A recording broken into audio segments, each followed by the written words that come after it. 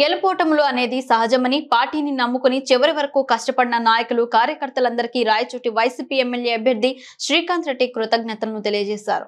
రాష్ట్ర ప్రాంత అభివృద్ధిపైన ప్రజలు ఇచ్చిన తీర్పును దృష్టి పెట్టి అభివృద్ధిని కొనసాగించే దిశగా పనిచేయాలన్నారు. ప్రతిపక్ష పాత్ర పోషిస్తూ ప్రజల సేవకే అంకితం అవుతామన్నారు. దాదాపు 90,000కు పైగా ఓట్లు వేసిన రాయచోటి ప్రజలకు రుణపడి ఉంటామన్నారు.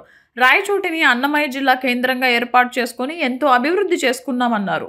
గెలిచిన టీడీపీ నాయకులు కూడా రాయచోటిని అభివృద్ధి ప్రాంతంగా తీర్చిదిద్దడానికి కృషి చేయాలన్నారు.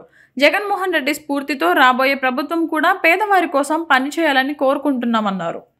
పార్టీ నమ్ముకొని పార్టీ ఆదేశాలతో చివరి వరకు కష్టపడినటువంటి నాయకులకు కార్యకర్తలకు అందరికీ కూడా కృతజ్ఞతలు తెలియజేస్తూ రాష్ట్ర అభివృద్ధి ప్రాంత అభివృద్ధి పైన ప్రజలు ఇచ్చినటువంటి తీరుపైన దృష్టి పెట్టి ఈ అభివృద్ధిని కొనసాగింపే ధ్యేయంగా పనిచేయాలని చెప్పి కోరుకుంటున్నాం.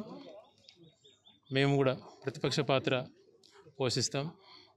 ఖచ్చితంగా ప్రజా సమస్యలపైన ఎప్పుడు కూడా ప్రజలకు ఏ విధంగా అయితే ప్రజలతో ఉంటామో అదేవిధంగా ప్రజా సేవకై అంకితం అవుతాం.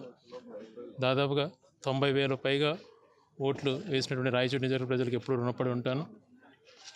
అలాగే గతసారి అవకాశం ఇచ్చినప్పుడు జిల్లా కేంద్రం చేయడంతో ఈరోజు అన్ని నియోజకవర్గ ప్రాంతాలు ఇక్కడికి వచ్చి కౌంటింగ్ హాజరవడం ఉదయం పూట చూసినప్పుడు ఒక మనసుకు సంతృప్తిగా ఉన్నటువంటి ఇలాంటి ఎన్నో ఘటనలు ఈ ప్రాంత అభివృద్ధి కోసం ఎన్నో చేయగలిగినాం.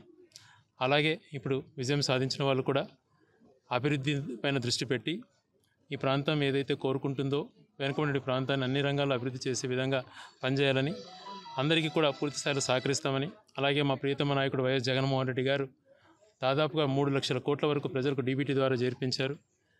ఆయన స్ఫూర్తితో పేదవారి కోసం ఈ ప్రభుత్వం కూడా రాబోయే ప్రభుత్వం కూడా పనిచేయాలని చెప్పి కోరుకుంటున్నాను.